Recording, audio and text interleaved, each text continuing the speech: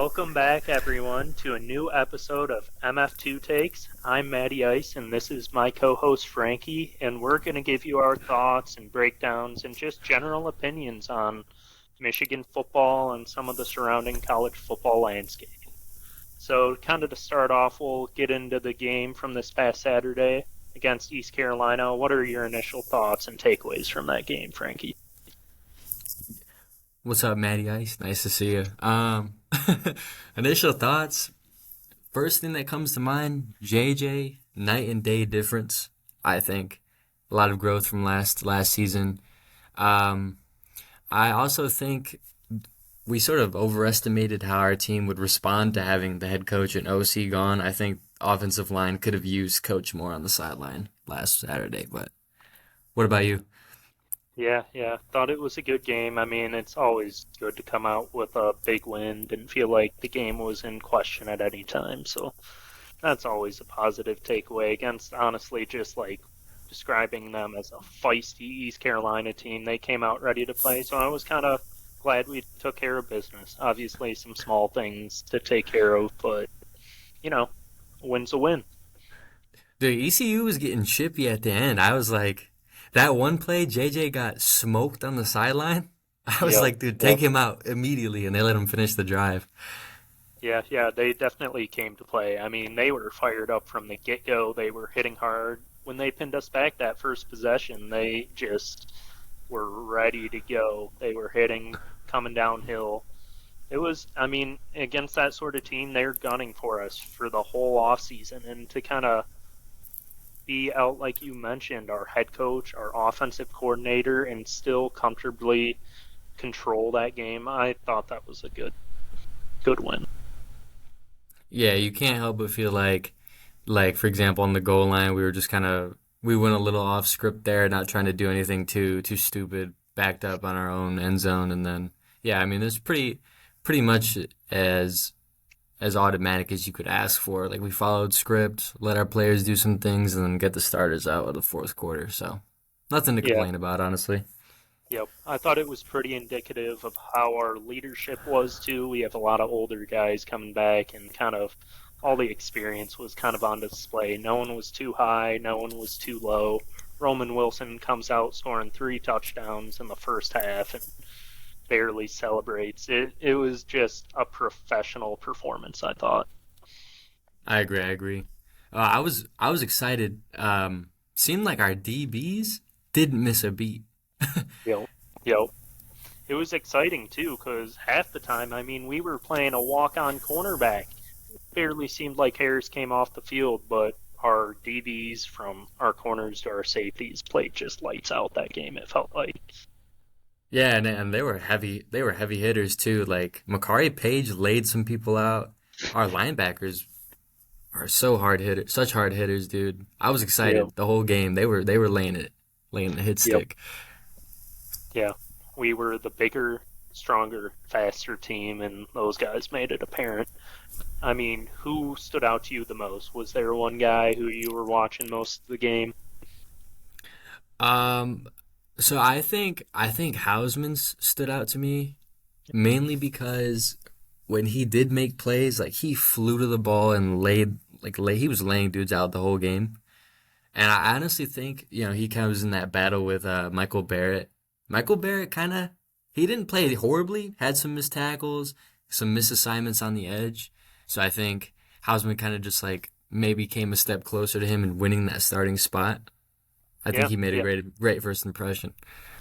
Yep, definitely seemed like Bear started the majority of LB2 snaps early in the game, but Houseman came on in the second half, and like you said, I felt like he played a pretty solid game, definitely showing what he can do there. I was Yeah, excited by him. our safety play. I mean, like you said, Makari Page was flying around the field hitting guys, even though he's a little dinged up. I thought Zeke Berry was just fast when you watched him. He didn't do anything crazy, but just he was fun to watch. Yeah, him. Keon Sabb too made some great plays early on.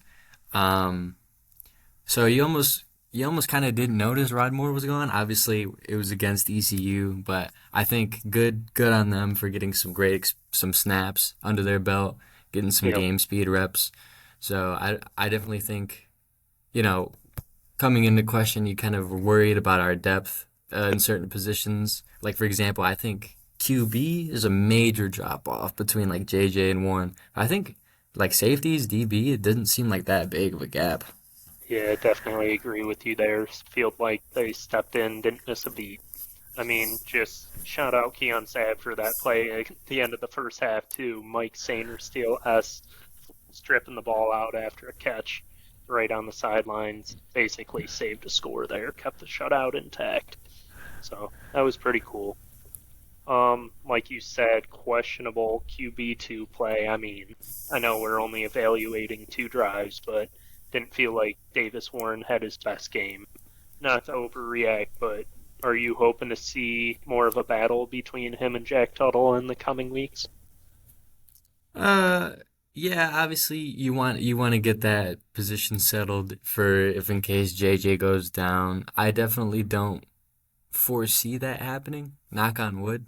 Um, but obviously whoever's on the roster now, I mean, I think JJ's probably has a good chance of leaving for the draft. Obviously, like something we're gonna have to revisit later in the year. But you also kind of want to see what we got coming for the future. Obviously, we're gonna have Jaden Davis, but I mean, how much do we can expect him to contribute? I think he's gonna be good enough to start as a true freshman, but always good to have like an upperclassman to lean on who already knows the playbook. So You really never know until they get on campus too. I yeah. mean, you see, JJ played well his freshman year when he came in, but not everyone's like that. Not everyone's able to start every game either. That's a tall task. So I agree with you. Some development. See Davis Warren. I mean, Jack Tuttle's a grad transfer, so if he won that second spot, it'd be more of just filler in case JJ goes down. But then guys like Alex Orji, Jaden Denigal too would be fun to see out there towards this beginning of the season. Yeah, I'm still waiting to see Orgy on kick return though. Yeah, yeah. Speaking of, that was one of my big takeaways was usually it feels like we dominate teams on special teams, and I didn't feel like that was the case. I mean, I know we only got one kickoff, but it was interesting to kind of see the personnel being ran out. Alex Orji was out there, he was blocking though, and our deep guy was Khalil Mullings and Leon Franklin. I mean, not definitely two of the bigger names on Michigan's roster, and not what I would describe as two of the more explosive or elusive players. So and that to me was a bit shocking. Yeah, I agree. You can definitely see like even between like Corum and Edwards, Khalil Mullings obviously isn't the most speedy and athletic guy. A lot of people I've been reading think he should still be a linebacker. You can make that argument. Obviously, there's a lot of depth there, and they see him valuable in the running back room. But yeah, weird choice in my opinion. But I mean, who knows? They're trying to get the kinks out. Um, if there's a time to try anything, might as well be these first couple of weeks. Yeah, yep. Like I see what you're saying. And then also just in the punt return game, I was a little similarly confused. We threw Jake Baugh just not even in the rotation at wide receiver, but he was back there to catch the first couple punts, made a few miscues, and then in the second half we got a little Carmelo English, and he looked like he had some go to him. So I mean, it was just out of all the names you throw around, you have your head coach come out and say the third string QB might be returning kicks, and then you throw on some backup guys. It was just an interesting decision after an off season of hype there. Yeah, definitely a lot of kinks to work out. I think Michigan fans also realized how spoiled we were with Moody Yeah. the last Yep. couple of years. So again, not surprised they're trying some stuff out. Perhaps they know who the starter is going to be and they want to get some bench guys some reps. Like Yeah, who maybe knows? maybe Harbaugh knows that it's going to be Alex Orji's going to be the guy at Nebraska, and he's just like, okay, we'll give the other guys some reps for the first 3 games. But who knows? Hey, Harbaugh's done some weirder things, I guess. But like you Yeah, alluded to, sorry, go for it. I've definitely learned over the years to stop questioning that man. when it Yep, comes to certain things. yep. James Turner, I mean, I definitely had a shakier game. It's easy to say that after you miss a kick, miss an extra point. But think you can just attribute that to nerves. Honestly, on the field goal he hooked, it wasn't the best hold either. You have a freshman holder there. Yeah, I think it's just kind of first game woes. I don't think it's too much to be concerned about, but as always, you'll get the first game overreactions, and that was one of the things that definitely we didn't excel at on Saturday. Yeah, I mean, definitely the nerves. He did hit a 50-yarder, so let's not. He's got the boot. Yeah, I mean, yeah, there are some things that can be coached, and like you said, the hold wasn't the best hold. The I don't know though. I hate missing extra points. hey, yeah, you do. It'd been a couple of years. We were spoiled, but if it's gonna happen, let it happen now. Get it out of the Yeah, way. yeah. I don't understand like a lot of the fan base. It's understandable too, I guess. You know, the overreactions from week one. A lot of people, a lot of weird takes over the college football landscape Yep, on Saturday. But you know, I saw some takes that said this is going to be something that's going to hurt us in a close game. We were spoiled with Moody, but now this is going to be a deciding factor. I don't think. Obviously, I hope I'm wrong, or I hope that they're wrong. yeah, I hope that you know stuff like that, stuff that we sort of expect to just be our bread and butter, like you know chip shot field goals and extra points, shouldn't be yeah. too much of an issue. But I guess we'll see as the season goes on. Yep, exactly. Just let it play out. But yeah, that was kind of to move on to our last little bit of shaky gameplay. I don't know how I felt about our edges. I mean, they didn't play bad by any means, but I didn't see any of the guys competing for those spots really stand out to me. What were you thinking? Yeah, I saw. Obviously, you want to get some sacks. I think I said we'd have 3.5 or 3 to 4 sacks, so I was wrong there. But I thought we were getting pressure. I thought on the for example on the this Mikey's interception that was he was getting hit while he was throwing. Yeah, that was kind of Um, Grant though. yeah, true. I thought there are definitely some things to work on, and I think McGregor himself noted there was like some communication issues, stuff that they realized that, and they hold themselves to a higher standard for. Yep. So we'll see how that gets cleaned up.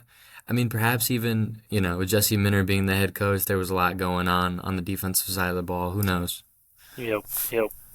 Definitely just first game overreactions. I mean, we have them as much as anybody, but got to talk about something, right? I mean, Yeah, can't be all good. yeah. Oh, the only thing I think that um, people are overreacting for, but I don't really see the concern is takes on Blake Corum and the offensive line. Yeah. Hey, I mean, you return those guys, they don't play necessarily up to the standard they were playing at the end of last season, and you're ready to say something, but I mean, I thought they took care of business. They didn't do anything crazy, but again, that's just like they've got the experience. They know when they need to ramp things up. I think it'll get going as we get into the season. I know Yeah, I think we so too. ourselves had questions during the game. Would Blake Corum kind of return to his same speed? How would he look after a knee injury? To me, he was making the same cuts, maybe trying to avoid contact a little too much, taking a few too many back cuts, but he was still the same back, the same vision, and I think he'll just continue to go. Yeah, I thought he looked a little slower, and so did everybody else. But I guess he reached 22 miles an hour, and that's Yeah, close to that on his breakaway. yeah. So I don't. I mean, obviously, I don't know like what he's hit before, like if it was more or less than that. 22 is no joke, though. He's definitely still fast. He's still got the elusiveness. I think like his body's probably fine. His knee is probably 100% good to go. But yeah, there's that psychological aspect. You get hurt, or you know, you're gonna be more weary of maybe like making a certain cut, you don't want to like hyperextend your knee, or you might not want to, try to fight for those extra yards and Yeah, risk like a defender rolling into you. So exactly. I definitely think there's that mental block that he's gonna have to get over. And I mean, I think by like hopefully game 3 or 4, he should be back to normal. And also they're getting him less touches, Yeah, which I yeah, thought was I thought obviously you want to see him get a little more than 10 carries. You don't want him to get 30 though. So I'll be interested to see like how they divide the rotation in the next coming games because it was clear they were kind of letting JJ sling the rock around a little bit. yeah. That actually brings up an interesting topic too. I mean, part of that was game script. Part of it was just the starters playing 3 quarters. Blake didn't barely even play in the third quarter. It was mostly Donovan on that drive, but it's also interesting to see in college football just the running clock and how that's impacting games. Scoring's down, drives are down. It'll be interesting to see how that impacts an offense like Michigan, who's used to grinding teams down into the fourth quarter. Now there's just going to be less drives, less touches. The defense is going to be less tired on it. It'll be interesting to see how we adjust as the season goes on. Yeah, man, less drives, same. The game's gonna be the same duration, more commercials, less touches, less drives. Everything we've all wanted. But you're right. I was thinking to myself, like watching the game, I didn't think. Obviously, when you look at it, yeah, we had less possessions. It didn't seem like the game went any quicker though. It was definitely No. just because of all the ads and commercials. Yep. Um, But yeah, I'm not sure. You think that's like something a team like Michigan would want? Like obviously, if we can eliminate Ohio State or a Penn State getting a couple more possessions, then that's going to work in our favor. But of course, that builds off of us, having our identity be a running team like we were last year. Again, after that first game, I think we just have a couple of rust, a little bit of rust to get off, but who knows? I mean, this year, our identity could be like a more balanced, you perhaps even letting JJ like take over games more this year. Yep. Yep. Yeah, we'll have to see how that develops. Something that was interesting to me this game, I mean, we were running out 6 linemen, 7 linemen consistently. Max Bradison was in there a ton as mostly a blocking tight end, and we still threw the ball 30 times. I mean, we were throwing out a jumbo max protect formations, and guys were getting open, and we were moving the ball. So it's interesting kind of how the offensive philosophy might change if we were to speed the ball, throw the ball up more. But we'll see. I mean, that could be just our bread and butter. Fans were clamoring, myself included, by the way, clamoring for more play action for JJ last season. And I swear this last game was pretty much exactly what you would want for that regard. Yeah, a lot of play action, a lot of big boy sets. Curious to hear what your take is. So, um, AJ Barner actually had more snaps than Loveland, Yeah, yep. It's and interesting. I mean, you take a guy who was a captain, a great player at Indiana, and you throw him in an offense like Michigan.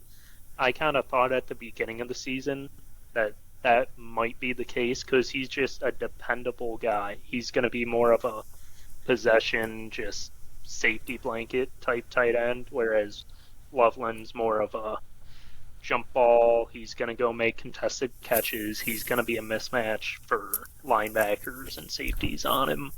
And so it's definitely a different game planning for the different tight ends.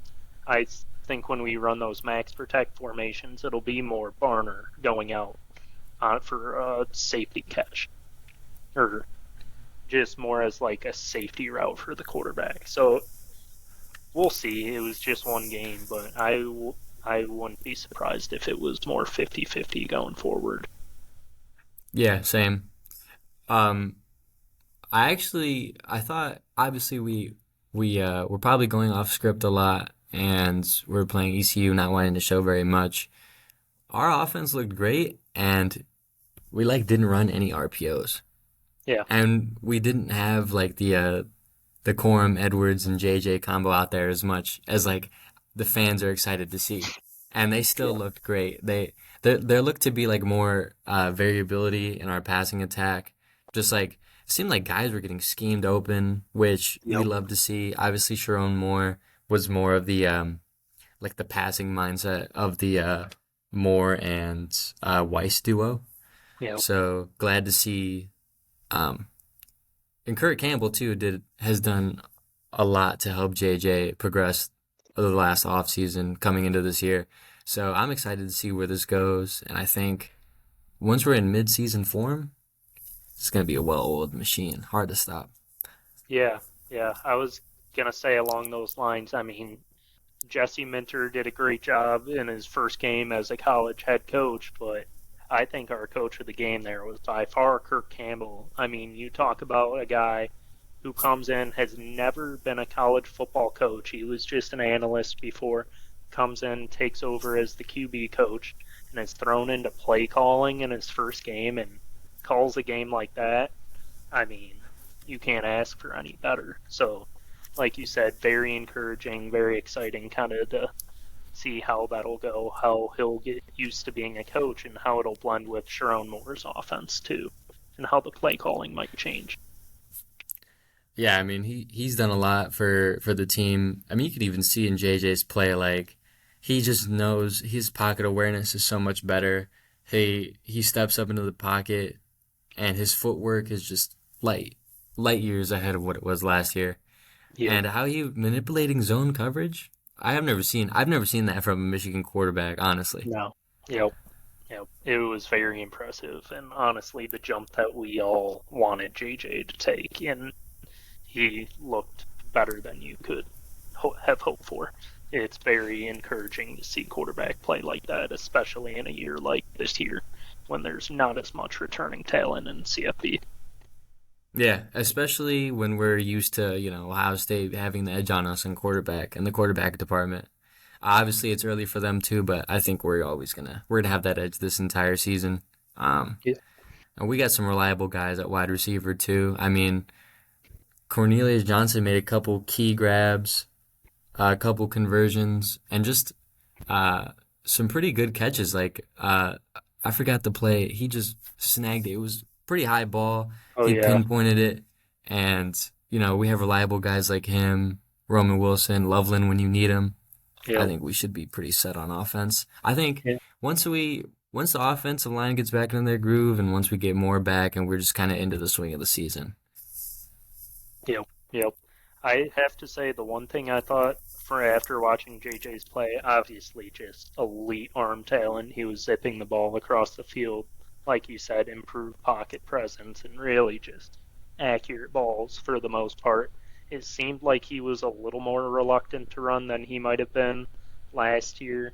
You wonder if that's having to do with he's going into another full season of QB1 snaps and just he's seeing the ball better or seeing the plays better if he's seeing able to make better plays throwing the ball, but he definitely seemed less willing to run. Only Yeah, one game, actually, but on his first touchdown to Roman, I thought he was gonna run it, and I was like, dude, run the ball. yeah, And when he threw it, I thought he was over the line. But um, yeah, he did seem a lot more reluctant to run. I honestly thought even last year though, like there were a couple of designs for him early on in the year, but honestly didn't think he was that much of a runner until like the heart of Big Ten play. And yeah, honestly, if he's being coached to play like that, like to save his body and to take care of himself, so be it. I think he'll show up big when he needs to. And yeah, he's proven countless times he'll do whatever the team needs him to do. I mean, put his body on the line against Ohio State on the goal line on third down, yep, running through people. And his legs were partly the reason why we stayed in the TCU game. So yeah, yeah, yep. So we'll see how that plays out. And then he was playing, I mean, on the run too, rolling out to his right, perfect balls. He was playing well. And then you mentioned Cornelius Johnson, obviously Roman Wilson too, both played well. Then you saw some younger wide receivers get into the game and get some touches. I mean, Frederick Moore was in there end of the first half, made two catches, got us in position for that field goal. And then Carmelo English was got a few touches in the second half too. So young guys playing early, it's encouraging. It's exciting to see if you're a Michigan fan. Yeah, exactly. Definitely gives us a glimpse of what we'll see in the future, but I think a lot of those guys are going to contribute just in general throughout the season. I was excited. I saw Darius Clemens get a couple of grabs too. Yep. Yep. Yeah. So spread the touches around. I think it'll be an exciting year to be a wide receiver at Michigan. I think we'll see a lot of growth from those guys, especially as we enter Big Ten play. Yeah, I think so too. And I think for the first time in a while, you'll actually understand. Like being in the past, you've always thought if you're a wide receiver, why do you want to come to Michigan? Like guys like Nico Collins, we were kind of just like letting him become an afterthought for defenses. And now, like with guys like Roman Wilson, I mean, he had a hat trick. We were gassing him up all off season. Now he's literally wearing number 1. I think he stepped into it really well too. I think we're Yep. gonna have like a not necessarily a culture turnaround, but hopefully this will be big for us on the recruiting trail too. Just kind of seeing how we're adapting our play to change with how offenses are running. Yep. Yep. Exactly. But yeah, I thought overall just takeaways, big picture takeaways from that ECU game is we did what we needed to do. To me, we didn't do any more, any less than we had to, and it's just a team that's ready to keep plugging away and building how our culture again and building how we want to progress this season. I have no real negatives. I mean, we can nitpick the small things. We can give kudos to JJ and Roman for great games, but they're going to have to keep coming back and playing. Every week's a new week. Yep, every week's a new week, and every week the circumstances are going to change. How do you? So I'm curious now. This week we have two head coaches, That's a weird one to Harbaugh me. Jr. Yeah. and Coach Hart. Who are you looking forward to seeing most? And do you think from like the first half to the second half, like we'll see any different like play styles? Do you think it'll roughly just be like on script? Like what do you foresee? First of all, it is just so weird to have two different head coaches in a game, and I mean, it's just such a Jim Harbaugh decision. Honestly, it makes you a little nervous if the game were to be close or expected to be, but if, I mean, Michigan plays how they're supposed to, that probably won't be the case. I'm excited. I think Jay Harbaugh is a great coach. He's been around the system for so long that there won't be any hiccups with him as head coach in the first half. I think that the plan is to have them play the normal game starting offense in the first half, see how we play and everything goes. And then I think Coach Hart in the second half will be kind of in command of those second string guys. And we'll get a full half, hopefully. I mean, we'll see how the game goes, but a full half and just full throttle, hopefully, unlike week 1. Yeah, so I mean, not to say that a head coach doesn't do a lot, but I think the key pieces of this week are that Jesse Minter will be the DC Yep. and Sharon Moore will be the full-fledged offensive coordinator. Yep. So we're sort of starting to get a little bit more into the normal where we're gonna see how they're gonna operate, how they're gonna run their units for games throughout the year. Obviously, again, probably not going to want to show too much on film. Probably not going to want to, you know, push our starters to the limits, getting JJ or, getting Blake a ton of carries. Um, and so I think, one, I'm excited to see that, just how the units are going to run with their normal coaches there. And then two, I think that Jay Harbaugh, I think he'll be more of like an air it out type of Yep. mentality. I could definitely see Mike Hart like, all right, let's pound the rock. Let's get these rust off these guys. So I'm excited to see it. Yep, yep. I see I get what you're saying there. I think it'll be interesting just to see any changes. I mean, Mike Hart's a passionate guy. He's a great football coach. I mean, I just remember watching him as a senior and thinking he was the greatest running back I'd seen, obviously, because he was the first one I'd seen, honestly, right when I became a fan. And just seeing him come back and getting to take reps as the head coach for the University of Michigan is just incredible life goal of his, and it's pretty cool for the program to be able to make that happen, especially with how good of a coach he is. I mean, he's going to get an opportunity somewhere else very, very soon. Yeah, players love him. Obviously, you hope he does well. Hope he doesn't do too well though, because I don't want to lose that guy. Yep, yep. But either way, looking forward to the game this weekend. I think it'll be a good one. I think we'll just continue to see our guys play well, get into the swing of things, and hopefully play a pretty clean game. Yeah, hopefully. And have you heard of? Has there been any update on like Will Johnson, Amarian Walker, Rod Moore? I mean, Harbaugh is notorious for keeping that stuff close to the chest. Nothing's really came out that I've seen. But so we'll just, I mean, I don't think it's a bad thing. Young guys will continue to play. I think we'll just play depth throughout the games. It's not a big deal. Yeah, obviously, I'm excited to see those guys. Definitely want to keep them healthy though. I'm Yep. actually more excited. Obviously, we know Will Johnson's lock for cornerback one. We know what he brings to the table. I actually really want to see Amarian Walker get some game reps. Yeah. Will he redeem his okay spring game? Will he solidify himself, especially with how great Wallace did on Yeah. Saturday? Yeah. That interception Josh Wallace made, I mean, I'm just going to say he made the interception. It got called incomplete because the guy touched it out of bounds or whatever, but that was just a ridiculously athletic play. Just completely switching over his hips to intercept a back shoulder fade. That just doesn't happen very often. Yeah, showed his focus too. I mean, he like bobbled it too. He kind of Yeah. had to bring it in with one hand and secure it in. So athletic play. I'm glad we got him out of the portal. I forgot our transfer portal class was number one this year, and Yep. you could Yep. see those guys contributing immediately. Yeah, I So mean, just across the board, a few starters. Josh Wallace. I mean, you mentioned Ernest Hausman earlier. Then on the offensive line, we've got a couple guys too with Hinton and Nugent. It's we basically reloaded positions from last year with experienced and capable guys. So they'll have to keep developing and obviously learning how to play with the guys around them, but should only be up from here. yep, she'll only be up from here, and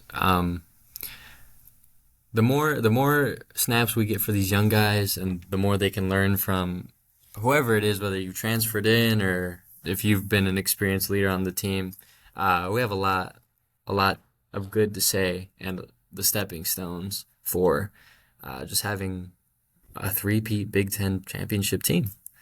Yep. Yep. So I think we've talked enough about what happened in our game Saturday. Only so much you can analyze. What what did you see in the other games across the country that kind of caught your eye? Yeah, so the game I watched immediately after the Michigan one, obviously the Ohio State game.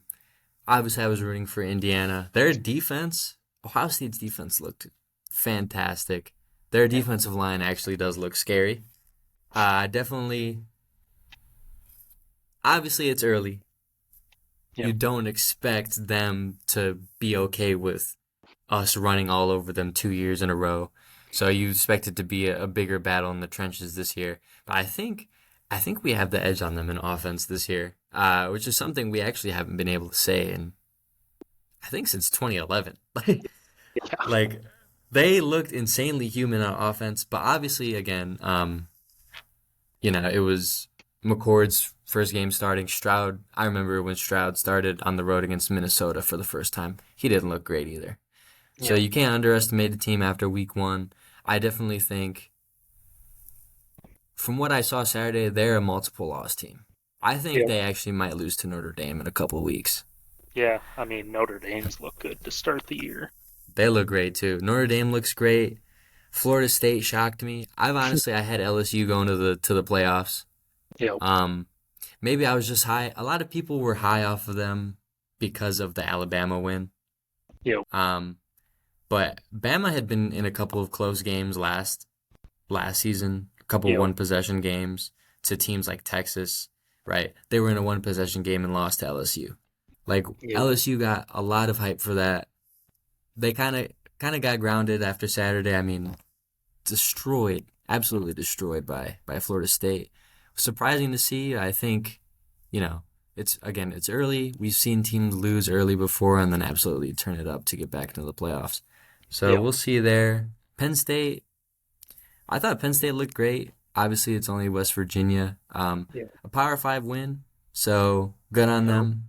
Away Uh, night game too. It's yeah, never fun to go on the road at night, yeah. especially week one. I did think Adler looked pretty good too. Yep. Yep. So I He think played well. he'll fit in there well, and then obviously they'll get some time to gel. And I think the Clemson dynasty is over. Yeah. Not the biggest Dabo Sweeney fan, so I have to say I was rooting for Duke for most of that one. Was Yeah, kind of happy with how it turned out. yeah. Obviously, I wanted to see like a back and forth game, and it looked like it was going to be one after Duke had muffed that punt. Yeah. Obviously, Dabo without an elite QB is just Brady Hoke, and we're starting to realize that now. And actually, I don't know how we hadn't realized it before. They hadn't won the Natty until he was in year 7, Yeah. and then from then on, they had just had elite QB play. So now Yep. they're kind of, it's hard when you have like elite squads, and you finally the only place you can go is down, right? Yeah. And we're sort of seeing that, like, not necessarily with Ohio State as of yet, but like they had Urban Meyer, the second greatest college football coach of all time. Yep. Like you can only go down from there, right?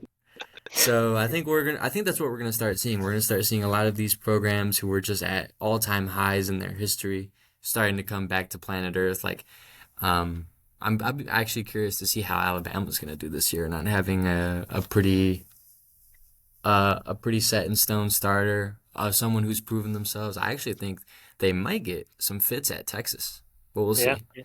We'll see. I'll definitely be tuning into that game Saturday. I mean, that's one that's probably a little bit overhyped. I mean, we'll see how good Texas really is. Are they back? Yeah, they were back a couple years ago and they beat Notre Dame, so we'll see. Yeah. Yeah. Dude, Yep. honestly, I feel like being a Texas fan for the longest time was like being a Michigan fan Yeah. because you just have the pieces. Dude, you have your roster is too good to not be going to the playoffs, and Yep. that's them every year. Xavier Worthy looked amazing, dude. Yeah. Week one, Yep. he's so good. I wish we had him, but I think we'll see. Quinn Ewers, he looked all right, right? He Yeah. shined against Bama last year. Will he close it out this year? Who Yeah. knows? We'll see. We'll see. But either way, should be a good second week around college football.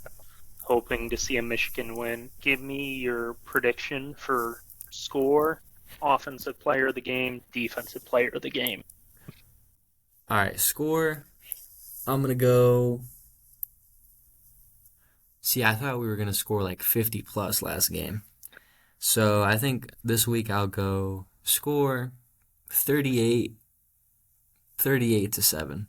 I think they Okay. get one late. Offensive player of the game.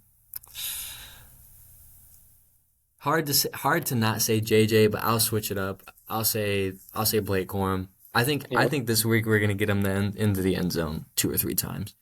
Yep. Defensive player of the game, probably Mikey. Yep. Yep. Hard to pick against him. He was all over the place week one too. Besides that pick, I mean, he's just special. Yeah, he is. He's really good. You can tell they lean on him to do a lot of stuff in our defensive schemes. Like they have him all over the field. Yep. So I mean, even last year covering Stover Yeah. against Ohio State, like that just shows the trust they have in him. Yep. So Yep. Very versatile. Well, are I you think for on? Saturday I have Michigan 52-10. I think we pour it on in the first half, let up a bit in the second half. Obviously, kind of hard to keep guys off the board. So we'll see. Offensive player of the game, I'm going to go Deadwards. I think he'll break away a few away. And then on defense, I'll go with a guy who just showed out in week one, but I think he'll play even better, Junior Colson, to lead us in tackles again. A few sacks maybe, too, because he was getting after guys behind the line. He was, man. He's a hard hitter. Yep, That's yep, what I think excites me the most about our linebackers. They're all hard hitters. yep, Michael Barrett came in like a missile on yep, that one dude. I forgot who it was, but he knocked him out. yep, yeah. So should be a good one. Yeah. We'll see. We'll also see too. Is Colorado really about it That'll against be a fun Nebraska? one. What are you? Are you Yep. on the Colorado hype train? I am. I think they're a talented team. I like them against Nebraska for sure. I think we'll have to wait to find out how for real they are until later on in the season. I mean, Pac-12's looking tough this year. We'll see how much that roster can gel. But obviously, the playmakers you saw on this past Saturday give them the upside to pretty much run the table if they play well. Their defense isn't good enough for me to even predict something like that. I think it'll be closer to a 7-5, 8-4 team. But I mean, their playmakers are there. They can win them some games. Yeah, I mean, biggest concerns I think for them are their defense and keeping Travis Hunter healthy. I mean, he played 90 plus 112 snaps, snaps. Yeah, 112 snaps. And dude, that's nuts. yeah, That over the course of an entire year, we'll see if they can keep that up. Um, I think I think they were so obviously good on them for winning. Obviously, I'm a huge Dion fan, so good to see him coming and making some noise at a Power Five school. I thought they were acting like they won the Natty though, and their defense looked a little shaky. So yeah, we'll see if they can clean that up. But I think they definitely got some weapons all over the yep, field. yep. Should be a good one. Well, thank you for coming and talking through our takes. Again, MF2Takes, just giving our thoughts and opinions on Michigan football and college football across the country. Go Blue. Go blue.